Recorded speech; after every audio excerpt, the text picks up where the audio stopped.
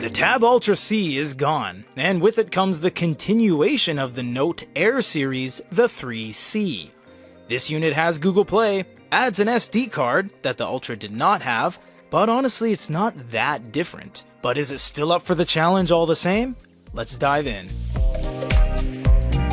Because this is part of the Note Air line, it looks like a Note Air, although it kind of performs like a Tab Ultra C. This is not the continuation of the Tab Ultra C. The Tab Ultra C is now gonzo's. You will see that we do alcohol our hands and fingertips before each shoot, but it leaves a tremendous amount of fingerprinting on the back. It is completely untextured, although is made out of aluminum, so it is a nice material. You get this nice contrasting stripe layout there, and it says Note Air 3C on the back. You get microphones right there. You do have an SD card and you have a USB-C. You have stereo speakers on the side and the power button up top. There are no pogo pins on this device. They actually got rid of them from the Tab Ultra C, so no, unfortunately you can't use the attachable keyboard. The UI is basically the same as it's been for the last couple iterations. I must point out that these little tiny red balls indicate where there are new things to be learned. So after you do updates, for example, you click on something and it means that there's supposed to be prompts and there are things that need your attention. It says tap the icon, etc. We kept it live so we could show you guys that just exactly the way it is. You do have the floating ball and it does conform itself based on where it is, so it'll arch over like that and make a little rainbow. That's really nice. Something I want to draw attention to is the fact that this no longer suffers any of the major kind of setbacks when it comes to GSF IDs. In the past, every Onyx device had GSFID or Google Services Framework information that was required to turn on. But it seems that it's just completely gone from the back-end menu.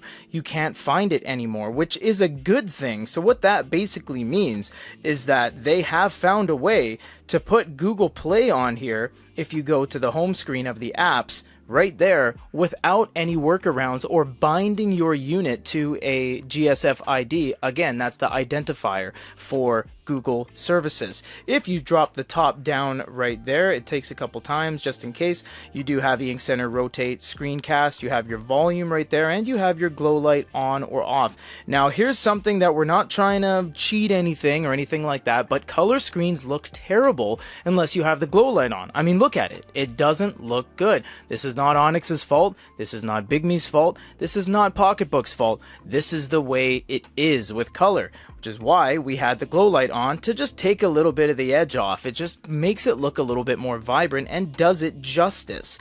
Something we want to draw attention to as well is eink Center. This is where all of your stuff is going to get done when it comes to conforming this to the best possible experience. You have optimize, you have high contrast on or off, you have dark color enhancement, vividness enhancement, color brightness, and of course the modes, HD balance, fast, and ultra fast. We will get into that when we show some video. You do have more settings as well when you go like that. You have full refresh by click count, animation timer, or drag to refresh. So there's additional ways you can change these further than the parameters set forward with you. To be honest, reading on Color Ink tablets is terrible because it doesn't look good at all. You get some cover art that's in color, but the rest is just not that great. Reason being, as we said earlier, look at the grays compared to the white of our background here, and it's pretty poor. And that's the inherent problem with Color e-ink, whether it be Kaleido 3, whether it be Galley, whether it be Kaleido Plus, that's what you're going to deal with. Also, animations. You can see on something as overpowered as this, it looks quite nice actually, and pretty realistic to be honest, almost like it is paper. However, it can get in the way on lower powered devices or devices that are using HD mode, for example, like this. You can see now it's kind of taken me out of the immersion because it's just choppy and refreshy, and it just looks pretty bad to deal with, that kind of fuzziness moving forward. The thing's flashing in my face. However, it's only going to be as good as the app you're using. We're using Google Boox right now because this is the default application that we have on our unit. Aside from ereader, ereader will be good, but Google is, it's not an elephant in the room situation. Google is the be all end all of content, be it Google Play, be it Google Books, movies, manga, audiobooks. It has everything. You don't need to go anywhere else as an ecosystem because it has everything there. You can pinch and zoom like that. It will zoom into a decent degree. It doesn't give you a mini map or anything like that, so you don't really know where you are on the page. Again, it's going to come down to what kind of app you're using.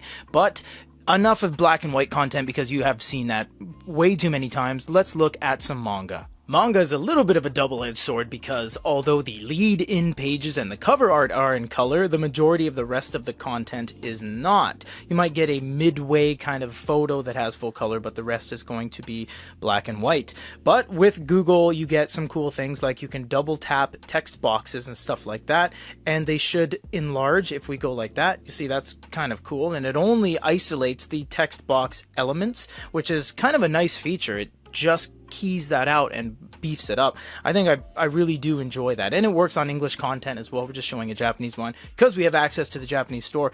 Manga is very good on this device. It is a little bit unnatural in a way because manga typically is never this big in Japan. It's mostly around the 6 to 7 inch range. This is 10.3, so it technically is unnatural, but reading manga on this is no problem whatsoever. You're not going to have any hindrances. It's always fast enough that this device has enough processing power, enough RAM, and you always have the eink center to change things if you want to go balance fast, ultra fast, or change the vividness and the dark enhancement and just make it a heavyweight black contrast like that. So it really does leave it to you to make the final decision. We're not really going to focus on note-taking too much outside of a few things. We're going to mostly look at colors and how it appears on screen. You can customize up to 5 pens. I think that's a great idea. A couple other manufacturers done that early on, like Fujitsu with 2 pens, but they take it further where you can do a highlighter preset, a pencil preset, yellow, gritty. You can do a fountain pen preset, pink, thick line, and you can do one more just for kicks and giggles. We can do a ballpoint pen, red, midline.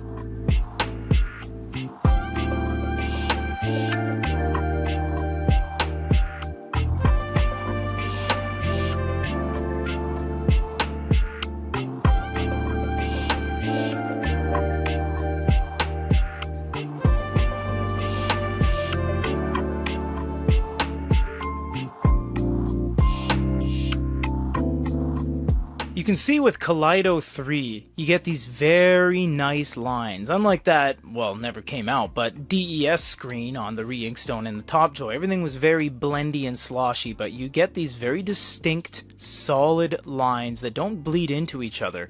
This one does because we tested this with a highlighter which has a level of translucency.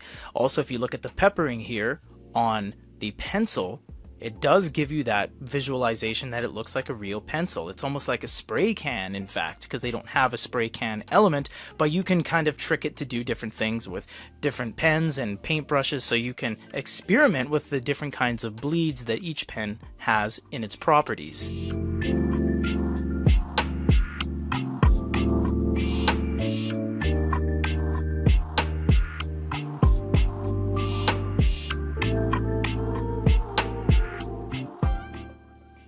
So the ability to switch back and forth between all these pens is a very welcomed addition to the lineup, and the past couple iterations of the devices have been doing this.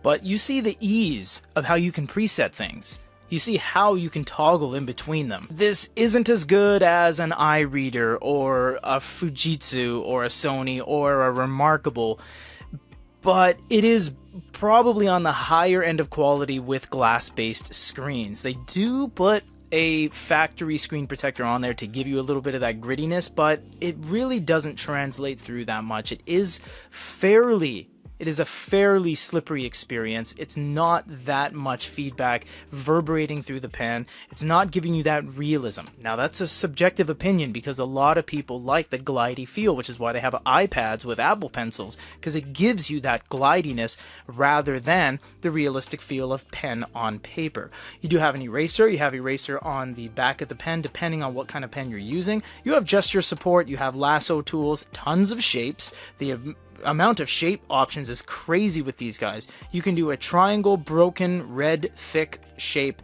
and that would take you 25 minutes to draw that on any other device except for an Onyx Boox. Really high quality stuff. You have more as well, which gives you share options, which shares via applications on your unit. So if you installed, for example, we go share selected, you can say I want to share it as a single page PNG, and you click the share button. This is actually going to export it and go through your entire unit and ask you how you want to share it via Gmail, via Outlook, via Facebook Messenger. You can even print it right off of your unit and scan for printers in your office or your house. It is a very quick and easy way. If you get a document in, you can sign it, you can print it, you can send it right off. There's no need to even save it to your PC because this does everything. This has everything inside of it. Onyx, thank you for making a store, but we say this every time with everyone. It's not just Onyx, it's iReader and it's bigme and it's Hanvon. Don't use the stores that are on here. Reason being, yes, they are an ecosystem to get books, but the books aren't very good. They're old. They're outdated, they're from the 1800s at times, and they're all just public domain stuff you can get on Project Gutenberg. So there's nothing here that's going to be the latest and greatest New York bestseller, because that's not what this is about. Because what you can do is just go to Google Play, you have the ability to download Kindle, you have the ability to download Barnes & Noble, Kobo, anything you want. The Sony Reader Store. You can even just use the toggle right here. Go to Google Play Books, click on ebooks, click on audiobooks, click on top selling, rent, read, buy, borrow, do whatever you want. There's just millions and millions of pieces of content.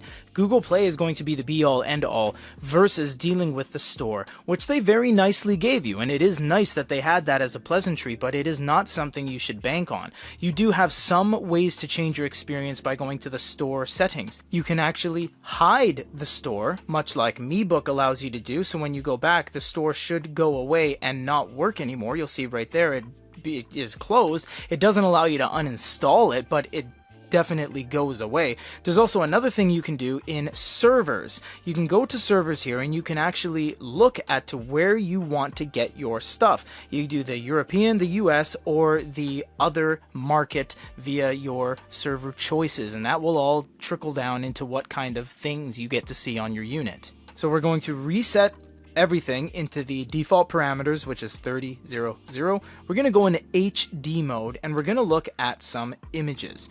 This is about as good as it can get when it comes to how it's going to look. One final thing we're going to change, a little bit more on the glow light. And that does make all the difference, because here's an example with the glow light off. It's pretty drab. It's dark, it's dull, it just doesn't look that good. The glow light is used to leverage the power of Kaleido 3. It is. That's how you get the best looking experience out of it, is to use some of the glow light. You'll see that the colors are very vibrant. Now this doesn't look anything near as good as Gallery does. Gallery 3 and Spectra and all those other kind of competing e-ink technologies, those look good. This one doesn't look the best, but it is the most realistic, because you couldn't do what you're doing here on those other screen technologies. It's just too slow. It's not the intended purpose. To a certain degree, Gallery is harnessable by the end consumer, but for the most part, it just is not. But when it comes to the usability of a color screen, and you want to go to Google Play, and you want to go to a game or something, click on the game and look at the video even, or look at the image artwork and stuff like that. It's the most realistically usable color technology in the world is Kaleido, and this one has the latest Kaleido 3 screen technology under its belt.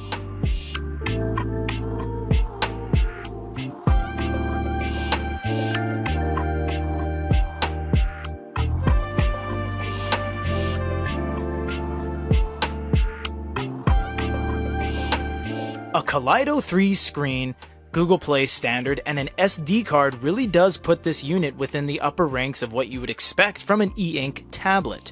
However, they got rid of the pogo pin, so you can't use the keyboard anymore. You only get the Pen Plus, not the Pro, and it's not night and day different than the now discontinued Tab Ultra C.